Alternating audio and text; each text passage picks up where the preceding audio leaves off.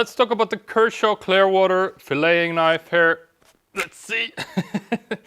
Right out of the gate, I will say that I didn't like this knife at all. The first impression of this knife for me was horrible. As you can see, the sheath, it does come with a sheath, which is pretty cool. But the sheath, it's way too tight, right? So it does come with this little belt loop as well. So if you had this in your belt and you're gonna have to use a lot of force to pull this thing out, this can quickly become dangerous. So I came at this knife with a bit of a bad impression right away. But I will say that this knife has grown on me a lot over the past 3 months as I've been testing it out. Now, this was by far not the cheapest knife I bought. I think this one was about $25 and it's about semi-flexible. The build quality of the knife overall is really good. There is nothing to complain about with the build quality. The grip is totally fine. It's big enough for my hand. If you have a small hand, perhaps this is a little bit big, but this should be good for most people. The bolster on the knife is fantastic. It's one of the biggest ones in the price class. I'm testing out all these popular filleting knives under $30. I'm very happy with the bolster on this knife. Now, it does have a little bit of ribbing here. I think it's supposed to help with the grip. It doesn't really do that. This isn't the one with the nicest grip, but the grip is good enough. It's made of plastic. It's not tank construction, of course, not to be expected for these cheap knives. But I would say that this is a good knife. It's a very thin blade, very flexible. Out of the packaging, now this came in plastic packaging, so the blade itself was very protected as it arrived in the mail. It was sharp. There has been no issues with this knife with cutting. It did last quite a long time as well before I had to sharpen it. And I would say that this was probably one of my grandfather's favorite knives. Now for me personally, the jury is still a little bit out on that one.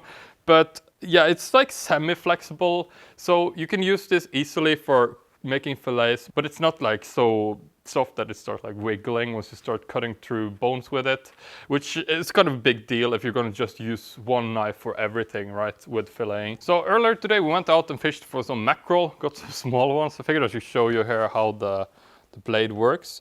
So let me just make a little fillet first of all, right behind the top fin here, and you can see it just slides through like butter. It's a very good knife, sits nice in the hand, and you can feel along as it goes down the length of the fish here. For cutting through bones, that's not where this knife shines, but it is stiff enough that you can do it. So let me just show you here on this little mackerel here.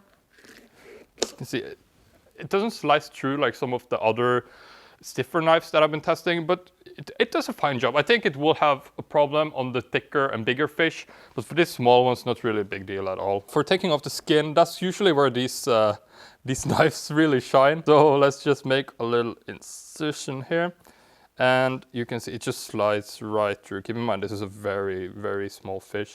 And as you can see, the entire skin here came off. So a really good knife overall, easy to use. It does have a drawback with the sheath. I would say the sheath, it's almost a minus for me because this isn't usable. It's just, I think it's dangerous to use. But I mean, perhaps you can flex it out a little bit and soften up the sheath. I don't know. Not a big fan of the sheath, but this knife has really grown on me. Now, is it the best knife in the price class? Depends a little bit. Gonna make a huge video here where I compare all the different knives for different use cases coming up. If you just want to purchase this knife right away, I'm gonna add a link down beneath the video. I do get a little bit of kickback if you use those links, but there is no extra cost to you. However, I would check out this big video before you make any decisions. Thanks for watching, and I'll see you over in the next one.